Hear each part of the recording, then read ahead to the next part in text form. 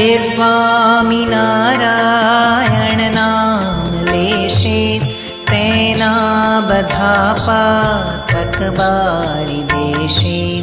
જે નામ મારા શ્રુતિમાનેક સર્વોપરિયાજ ગણાય એક. જે સ્વામિનારાયણ એક વાર રટે રટ્યા નામ બીજા હજાર. જપ્યા થકી જે ફળ થાય તેનું કરી શકે વર્ણન કોણ